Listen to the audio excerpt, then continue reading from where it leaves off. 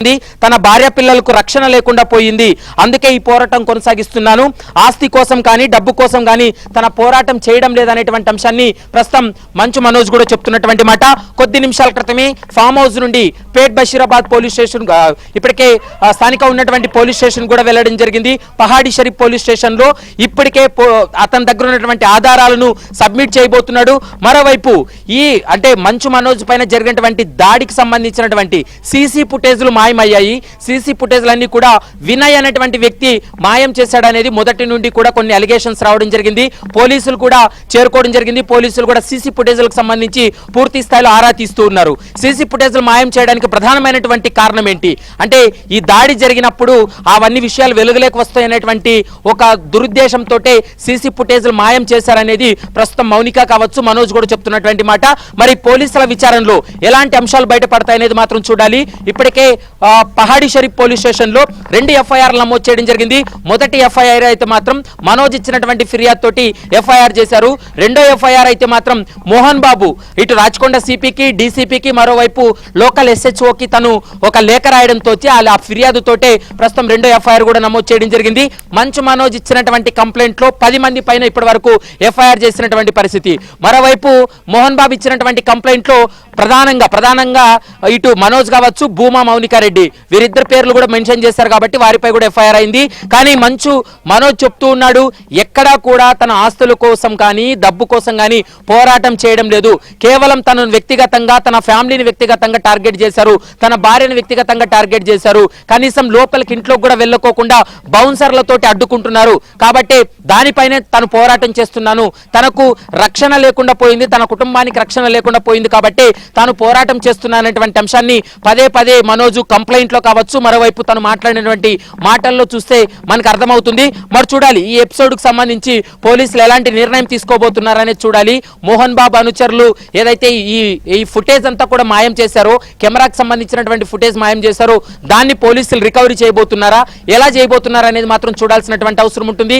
నిన్న కంప్లైంట్ చేస్తే ఇప్పటి వరకు ఎలాంటి యాక్షన్ దిగకపోవడం, సీసీ ఫుటేజ్లని కూడా రికవరీ చేయకపోవడం వల్ల దీనిపైన అంటే దర్యాప్తు పైన తనకు కొంత అనుమానం కలుగుతుంది.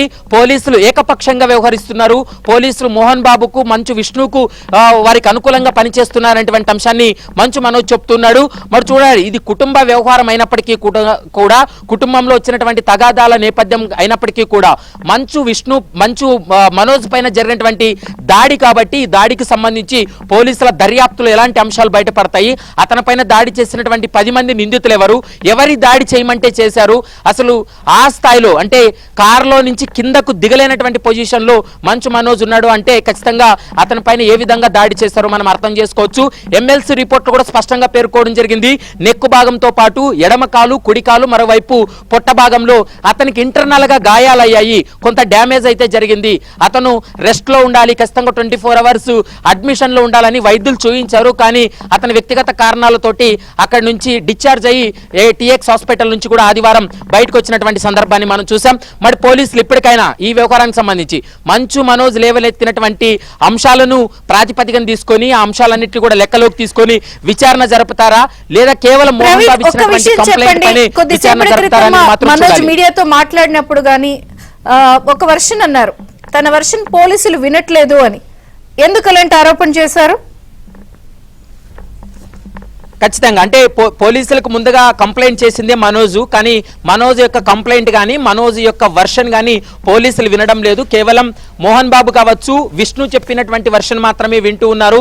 అయితే వాళ్ళ వర్షన్ తోటే పోలీసుల దర్యాప్తు కొనసాగుతుంది కాబట్టి నేను పోరాటం కొనసాగిస్తున్నాను, ఎక్కడ కూడా ఆస్తుల కోసమో డబ్బు కోసమో పోరాటం కొనసాగించలేదు, పోలీసులు ఏకపక్షంగా వ్యవహరిస్తున్నారు, దీనిపైన ఉన్నతాధికారుల దృష్టికి తీసుకెళ్తాను, సిపితో పాటు డీజీపీకి కూడా తెలియజేస్తాననేటువంటి అంశాన్ని మంచు మనోజ్ కూడా చెప్తున్నటువంటి మాట కనబడుతుంది. కొద్ది నిమిషాల క్రితమే ఫామ్ హౌస్ నుండి నేరుగా పేట్ బషీరాబాద్ పోలీస్ స్టేషన్ కూడా ఇప్పటికే పహాడి షరీఫ్ పోలీస్ స్టేషన్ కూడా వెళ్ళినటువంటి పరిస్థితి ఉంది.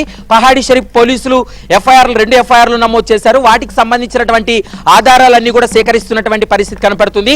కానీ మంచు మనోజ్ లేవనెత్తినటువంటి అంశాలకు ఆధారాలన్నీ కూడా పూర్తిగా చెరిపివేశారు, పూర్తిగా ఆధారాలన్నీ కూడా ధ్వంసం చేశారు. అక్కడ ఘటన జరిగిన రోజు సీసీ కెమెరాల ఫుటేజ్ అంతా కూడా మాయమైంది కాబట్టి ఆ ఫుటేజ్ దొరికితే తప్ప అసలు ఏం జరిగింది అనేది ఒక అంచనాకు వచ్చేటువంటి అవకాశం అయితే కనపడుతుంది. ఎందుకంటే ఇదంతా కూడా వినయ్ అనేటువంటి వ్యక్తి చాలా కీలకంగా వ్యవహరిస్తున్నాడు. అతను విద్యానికేతన్ విద్యా సంస్థలో కూడా చాలా కీలకంగా ఉన్నాడు. మోహన్ బాబుకు రైట్ హ్యాండ్ గా పనిచేస్తూ ఉన్నాడు. ఈ ఆస్తుల వివాదం తలెత్తినటువంటి సమయంలో ప్రతిసారి కూడా వినయ్ తలదూర్చడం, తను ఇబ్బందులకు గురి చేస్తున్నాడు అనేటువంటి అంశాన్ని ప్రస్తుతం మనోజ్ నుంచి వస్తున్నటువంటి సమాచారం. మరోవైపు విద్యానికేతన్లో జరుగుతున్నటువంటి అక్రమాలపైన క్వశ్చన్ చేయడంతో తనను వ్యక్తిగతంగా టార్గెట్ చేయడం జరిగింది. తను కుమారుడైనప్పటికీ కూడా తండ్రి మోహన్ బాబు తనను వ్యక్తిగతంగా టార్గెట్ చేశాడు. ఎక్కడా కూడా ఎవరిపైన నేను దాడి చేయలేదు, తనపైనే దాడి జరిగింది. 10 మంది విచక్షణ రహితంగా దాడి చేశారు. కాబట్టి వాటికి సంబంధించినటువంటి ఆధారాలన్నీ పోలీసులకు ఇచ్చినప్పటికీ కూడా పోలీసులు ఏకపక్షంగా వ్యవహరిస్తున్నారు అనేటువంటి అంశాన్ని మనోజ్ చెప్తున్నటువంటి మాట. మరి ఈ 2 కంప్లైంట్లను కూడా ఎలా చూస్తారు, పోలీసులు ఎలా స్టెప్ తీసుకోబోతున్నారు అనేది మాత్రం చూడాలి. కొద్ది నిమిషాల క్రితమే తను ఎయిర్పోర్ట్ కి వెళ్తున్నట్టు వెళ్ళి ఇప్పుడు పహాడి షరీఫ్ పోలీస్ స్టేషన్ కూడా వెళ్తున్నట్టు మనకు సమాచారం అందుతుంది. మరి కొద్దిసేపట్లో పోలీసుల విచారణలో ఎలాంటి అంశాలు వెల్లడిస్తాడనేది మాత్రం చూడాలి. మరోవైపు మోహన్ బాబు ఫామ్ హౌస్ కూడా పోలీసులు వచ్చి ఇప్పటికే కొంత సమాచారాన్ని తీసుకోవడం జరిగింది. ఈ మిస్సింగ్ అయినటువంటి డాటా కోసం అయితే మాత్రం పోలీసుల దర్యాప్తు కొనసాగుతుంది. ఆ ఫుటేజ్ లభించినట్లయితే మనోజ్ పై దాడి చేసినటువంటి వ్యక్తులు ఎవరు అనేది ఒక అంచనాకు వచ్చేటువంటి అవకాశం ఉంటుంది. తర్వాత స్టెప్ లో ఎవరు దాడి చేయమంటే దాడి చేశారనేది రెండో స్టెప్ లో విచారణ జరిపేటువంటి అవకాశాలు అయితే కనపడుతున్నాయి. Vijaya Chandrika. Okay Praveen, thank you.